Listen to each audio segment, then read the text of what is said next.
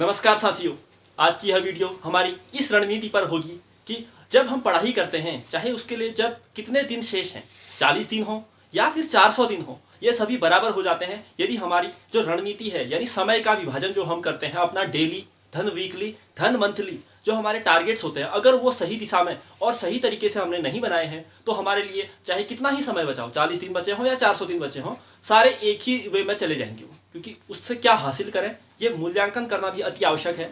आज की वीडियो इसी बात पर होगी। सर्वप्रथम हम अपने आप डेली किस शेड्यूल को फॉलो कर सकते हैं जब आप किसी एग्जाम की तैयारी करते हैं, उसी पर्सपेक्टिव से मैं बताने की कोशिश करूंगा। धन आपके वीकली और मंथली टारगेट क्या होने चाहिए वो भी बताऊंगा, और अगर आप किसी दिन जो अंतिम 50 दिन या 40 दिन होते हैं उनमें कैसे तैयारी की जाती है वो बात। धन आप अपने सिलेबस को अपने इस टाइम जोन में कैसे फिट कर सकते हैं, यानी सिलेबस के अकॉर्डिंग ही हमें सारी बातें करनी है, तो उस सिलेबस को ही हम अपने टाइम में फिट करना है। और कुछ 2-3 बातें और हैं जिन पर मैं आगे बात करूंगा।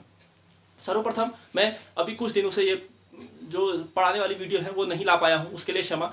कल से अवश्य पॉलिटी की सारी क्लासेस शुरू होंगी। 3-4 क्लासेस में लगातार पॉलिटी पर लूंगा। उसके बाद जो ज्योग्राफी का जो वर्ल्ड ज्योग्राफी है जिसमें कंसेप्चुअल ज्योग्राफी आती है सारी, वो उसकी एक वीडियो आने वाली है। हिंदी की जो मैराथन फर्स्ट वीडियो आई है उसकी सेकेंड वीडियो आनी है। कंप्यूटर की जो फर्स्ट वीडियो आई है उसकी सेकेंड वीडियो आनी है। उत्तराखंड भूगोल जो मैंने प्रारंभ किया है उसकी 3 वीडियोस और आनी है। धन उत्तराखंड में जो सबसे महत्वपूर्ण चैप्टर, जो सबसे गलत पढ़ा जाता है लोगों के, यानी सबसे मतलब एक तो बिखरा हुआ चैप्टर, जो अंतिम चैप्टर है प्रमुख व्यक्तित्व वाला, उसमें कई चीजें ऐसी है जो आपको छोड़नी है लेकिन वो ही नहीं पता।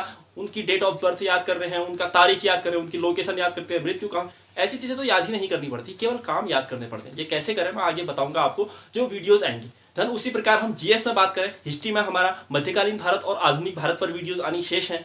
पॉलिटी में मैंने बता दिया, और ज्योग्राफी में इंडियन ज्योग्राफी पर एक और वीडियो आएगी जिसमें जो भी सारी चीजें छूटी है वो इंडियन ज्योग्राफी कंप्लीट होगी। वर्ल्ड ज्योग्राफी पर 2 वीडियो आएंगी, वर्ल्ड ज्योग्राफी कंप्लीट होगी।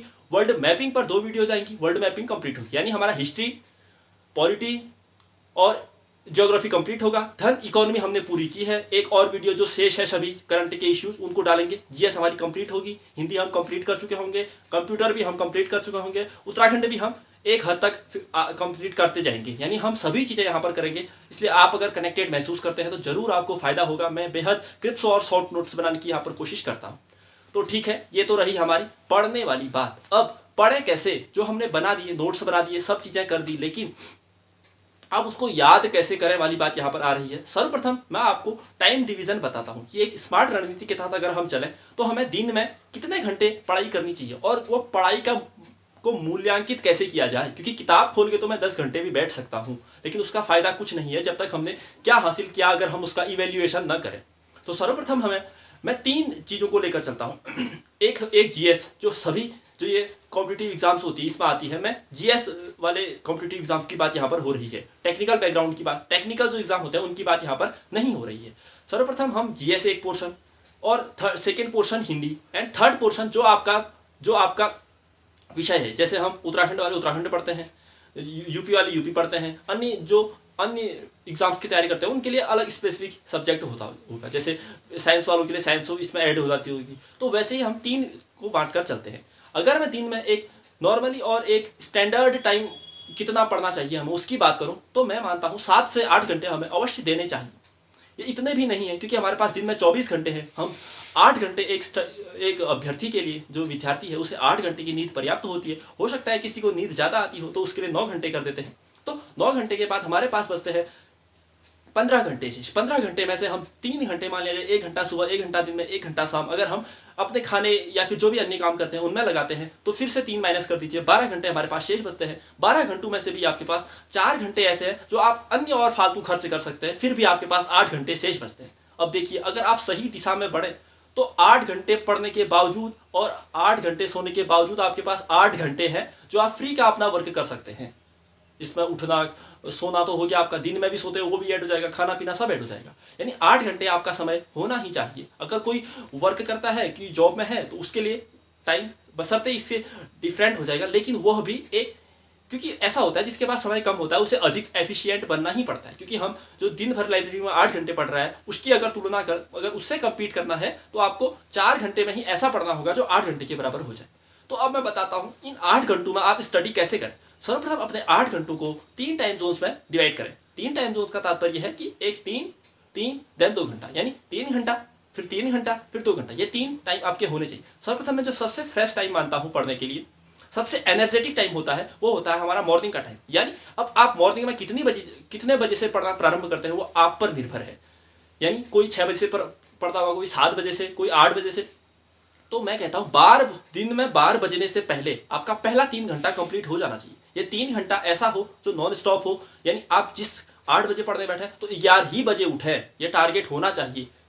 मैं अपनी बात करूं, मैं इन 3 घंटों में ना उठना पड़े इसलिए पानी भी नहीं पीता था, ताकि मैं बाहर ना जा सकूं, क्योंकि इससे भी व्यर्थ समय जाया होता है हमारा। तो आप अपने अनुसार चलें। सर्वप्रथम जो सुबह के 3 घंटे हैं उनको नॉन स्टॉप करें। इसमें पढ़ेंगे क्या, इसमें उन चीज़ों पर अधिक ध्यान देने की आवश्यकता होती है जो हमारे कमजोर हैं। अपने सरल विषय को उठाकर न बैठ जाए। मैंने सबसे अधिक गलती यही करते हैं लोग। सुबह जो सबसे हम नाश्ता करके गए हैं, बिल्कुल सो के गए हैं, आराम से फ्रेश मूड में है, उस दौरान आप परीक्षावाणी खोलेंगे तो कैसे चलेगा। परीक्षावाणी एक ईजी सब्जेक्ट मानता हूं मैं, ईजी किताब है, उसे सुबह के मॉर्निंग के टाइम पर पढ़कर अपने जो एनर्जी है उससे उस पर न गवाएं, क्योंकि वो आप रात में जब थके होंगे तब भी रिवाइज कर सकते हैं।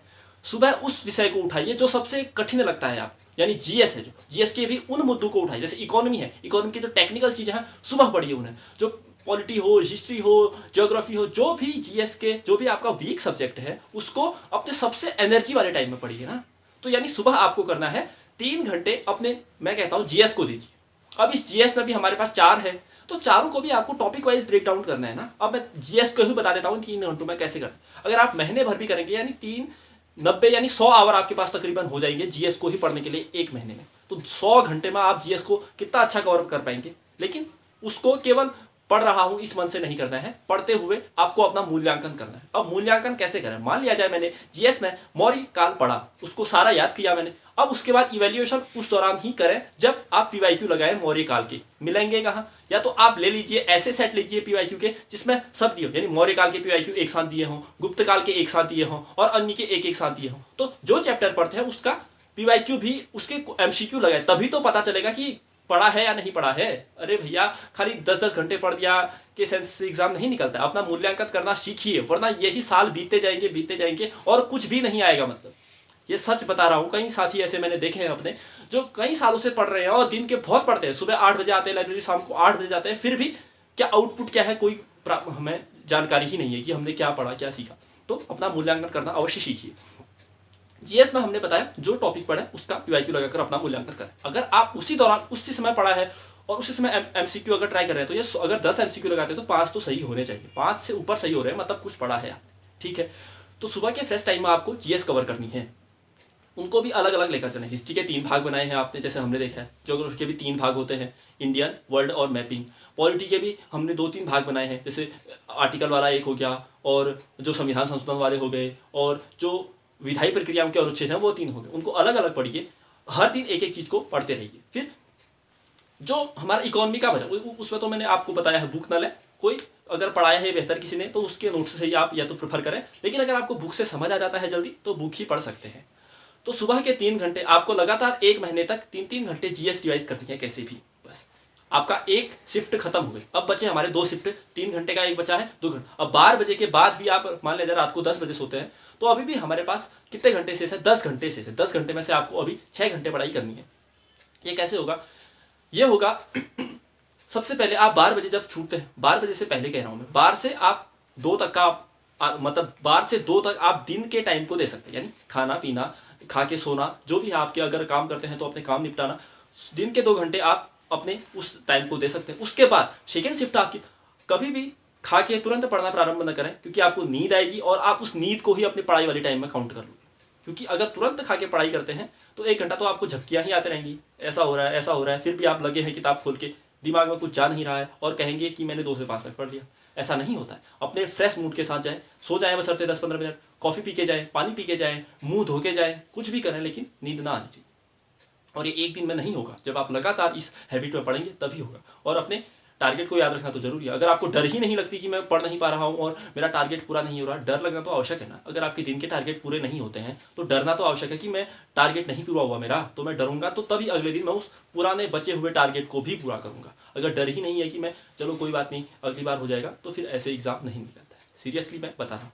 तो 2 से 5 तक आपको उस विषय को रिवाइज करना है जिसकी इंपोर्टेंस अधिक है। जैसे उत्तराखंड उत्तराखंड की बात की जाए तो उसका वैल्यू यहाँ के एग्जाम्स में ज़्यादा है, 40 नंबर की आती है। तो अब उसको आपको हथियार बनाना है। अब 2 से 5 के बीच में उसे रटिए पूरा, क्योंकि प्योरली रटने वाली चीज़ें हैं, पूरे मनचित होकर उसे रटिए, आराम से रटिए 2 से 5 तक। अब उसमें भी क्या डिवीजन करना है, किताब है आपके पास जो भी 2 है, वो 2 ही मैंने बार बार बताई हैं, उसको ही याद करिए। 2 से 5 का डिवीजन ये हो। फिर आपको 5 से 7 लो, 5 से 8 लो, कितना भी लो, लेकिन शाम को 2 घंटे निकालने हैं, खाने के 1 घंटा पहले और खाने के 1 घंटा बाद। अगर आपको खाने के बाद सीधे नींद नहीं आती, या फिर आपको फ़ोन मतलब फ़ोन चलाने की आदत के कम है, तो आप खाने के बाद करिए वो 2 घंटे। लेकिन अगर आपको फ़ोन चलाना फिर खा के सीधे बिस्तर में जाने वाली आदत है, तो खाने से 2 घंटे पहले करिए। यानी 5 से 7 आपको फिर से ऑफ करनी है पढ़ाई, 7 से 9 करिए पढ़ाई, या तो फिर आप 8 बजे खा लेते हैं तो 9 से 11 करिए, कैसे भी करते हैं, शाम को 2 घंटे रिवाइज करिए। इन 2 घंटों में आपको उन लो है स्कोरिंग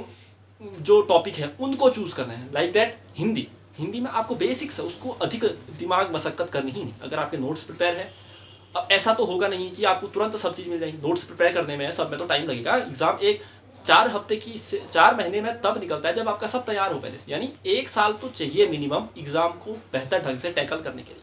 3 ही महीने में आप पहली बार किताब खोल रहे हो, उसी टाइम पे नोट्स भी बना लो, उसी टाइम पे मैं सब पढ़ भी लूँ और उसी टाइम पे 3 महीने बाद मेरा एग्जाम भी निकल जाए, ये नहीं होता है। सबकी अपनी अपनी प्रोसेस होती है। मिनिमम आपको 1 साल चाहिए, और जल्दबाजी करने से यही होगा, कुछ भी नहीं निकलेगा। अगर आप मान लिया जाए पहले से तैयारी नहीं कर रहे हैं, और मान लिया जाए अभी कोई फर्स्ट गार्ड का एग्जाम आ गया, अब आप एक फर्स्ट गार्ड की 1 लाइनर उठा के लाए, ऐसे नहीं। कंप्लीट प्रोसेस से चलिए, सब बेसिक्स कवर करिए। कोई 1 लाइनर की किताब से आप सक्सेस नहीं होंगे जब तक आप पूरे स्टेप्स को फॉलो नहीं करेंगे। बशर्ते आप किसी का हो गया तो कोई बात नहीं, अपवाद हो सकते हैं कोई, लेकिन मैं आपको जेन्युइन बात जो बता रहा हूँ, एक लंबी प्रक्रिया के दौरान ही आप एक बेहतर मुकाम को हासिल कर पाएंगे। तो मैंने बताया जो आपके शाम के 2 घंटे हैं उनमें आप लो हिंदी को पढ़िए, कंप्यूटर को पढ़िए, आराम से पलटिए, 10 पन्ने 12 पन्ने के नोट्स बनाइए आराम से, जितना हो सकता है 2-3 लाइन देखते जाइए। और जो करंट अफेयर्स आपने बना रखे हैं उसको याद करिए, एक आधा घंटा जितना होता है आपको, वो मजे वाले, मतलब जो चीज़ें पढ़ने में हम अधिक दिमाग खर्च ना करना पड़े, जो आराम से हो जाती है, उनको सबसे रात में पढ़िए। क्योंकि तब हम बहुत एनर्जी हमारी दिन भर कंज्यूम हो चुकी है, सारी ताकत कम है, इसलिए हम अधिक दिमाग वाली चीज़ों को। अब मैं आपको बताऊंगा रिवर्स रेपो रेट का इफेक्ट इन्फ्लेशन के दौरान, उसको इन्फ्लेशन घटाने में रिवर्स रेपो रेट को बढ़ाने पर उसका प्रभाव होता है। ये सब चीज़ें आप दिमाग में माथा बच्ची शाम को नहीं करते, ये माथा बच्ची होती है सुबह के टाइम। अच्छा ये होता है, पूरी ताकत है हमें, होता है, कैसे होता है, आप नहीं आएगा तो गूगल करेंगे, वो करेंगे। अब शाम को नहीं आएगा तो गूगल छोड़ो, कल करूँगा, गूगल होगा, ठीक है। तो सबसे महत्वपूर्ण बात हमने सीखी, सबसे ज़्यादा एनर्जी के टाइम में सबसे वीक सब्जेक्ट को पकड़े। सुबह से परीक्षावाणी कतई ना उठाए, रात को शाम को जिस समय आप कम होती जाती है ताकत, उस समय उन विषयों को उठाए जो पढ़ने में आपको ज़्यादा दिमाग खर्च न करना पड़े। तो ये बताया मैंने टाइम डिवीजन, 8 घंटे का हमारा शेड्यूल होना चाहिए। अब ये 40 दिन बताऊँ, 400 दिन बताऊँ, जितना भी आपको स्टडी करनी है उतना अपना। अब हो सकता है कोई 12 भी पढ़े, हाँ, या 8 तो मैं बता रहा हूँ एक मिनिमम के सेंस में, कोई 6 घंटे में भी कवर कर सकता है अपना, क्योंकि जिसके पास कम समय है उसको तो करना ही पड़ेगा ना। तो अपने अपने हिसाब से अब आप इसे फ्लक्चुएट कर सकते हैं। ये हुआ टाइम डिवीजन। अब आपको सिलेबस को कैसे इसमें ऐड करें मैंने वो भी बताया। अब इसमें हमारी जो रही बात ये है कि जो सर हम एग्ज़ाम से संबंधित उन बातों पर मैं, उन मुद्दों पर मैं बात करता हूँ अब जो बहुत ही लो प्रोफाइल टाइप के गिने जाते हैं। जैसे आपको क्वेश्चन को अगर हैंडल करना है तो उसके लिए आपको जो रणनीति ये है कि तब जब आपके पास पहले से शॉर्ट नोट्स प्रिपेयर है ना, अगर आपने एक दिन, जैसे कल को एग्जाम है, अब मैं मान लिया जाए जो मैंने जीएस की टेस्ट सीरीज चलाई है अपनी, उसमें जो उनकी आंसर की हैं वो क्या है, जितने भी मैंने खुद से लिख के दिए हैं, और तकरीबन पूरा एंशिएंट और मिडाइवल हिस्ट्री उसमें कंप्लीट हो गई है। लगभग एक रफ आइडिया के तौर पर कह रहा हूँ कि आप हर पहलू को छू पाएंगे। ऐसे अगर आपके पास है तो एग्जाम से पहले दिन भी आप सारे एक बार गो थ्रू हो सकते हैं, मतलब तो अगले दिन वो अवश्य क्लिक होगा। ये गारंटी है कि जब हम एग्जाम से पहले दिन करते हैं तो अगर पूरा याद भी ना करके जाए फिर भी अगर आपने देख के गए तो वो एग्जाम में क्लिक हो जाता है। तो अपने उन कुछ ऐसे भी बिंदु चुनिए जो आपको एग्जाम में औरों से थोड़ा एक कदम आगे उठाए, क्योंकि आपको औरों से ही 2-4 कदम आगे जाना है, तभी आप औरों के ही समान, अगर सभी ये मेरी ये रणनीति फॉलो करें और एक जैसे नंबर लाएंगे मान लिया जाए, तो फिर तो किसी का, या तो फिर किसी का कैसे होगा, 1-2 ऊपर लाएंगे। तो 1-2 कदम ऊपर जाने के लिए आपके पास कुछ ऐसे बिंदु होने चाहिए जो आपको एडवांस करें। जैसे कि रात को एग्जाम से पहले quick revision, short notes prepare हो तो एग्जाम से पहले क्विक रिवीजन। आपने अगर रिवीजन का तरीका बेहतर अपनाया है तो आप कन्फ्यूजन नहीं होगा, आप यानी रिवीजन के साइकिल के थ्रू पढ़ना चाहिए। जैसे मैंने बताया था रिवीजन की साइकिल, आज पढ़ा फिर कल उसे फिर से देखो आधे समय में, यानी आज जीएस 3 घंटे में जो पढ़ा जीएस का, सुबह जल्दी जाके उसे 1 घंटे में रिवाइज कर लो। फिर एक हफ्ते में एक बार देखो, फिर 24 दिन बाद एक बार देखो। 4 अगर आपने रिवीजन इसके क्विक कर दिए तो आपको अगली बार उसे केवल पलटते पलटते सब याद हो जाए। बाकी हाईलाइट करके पढ़ो और नोट्स बना के पढ़ो। तो ठीक है, आज हमने टाइम डिवीजन पढ़ा। आपको कैसी लगी वीडियो ज़रूर बताइए। और अगर आप हमारी जीएस की पेड टेस्ट सीरीज से जुड़ना चाहते हैं तो कमेंट बॉक्स में जो मैंने अपनी टेलीग्राम लिंक पिन की है, आप उससे जुड़ सकते हैं। वहाँ सारी जानकारी इससे संबंधित दी गई है। तो ठीक है, आज के लिए इतना ही रखते हैं। मिलते हैं अगली वीडियो में। तब तक के लिए धन्यवाद। नमस्कार।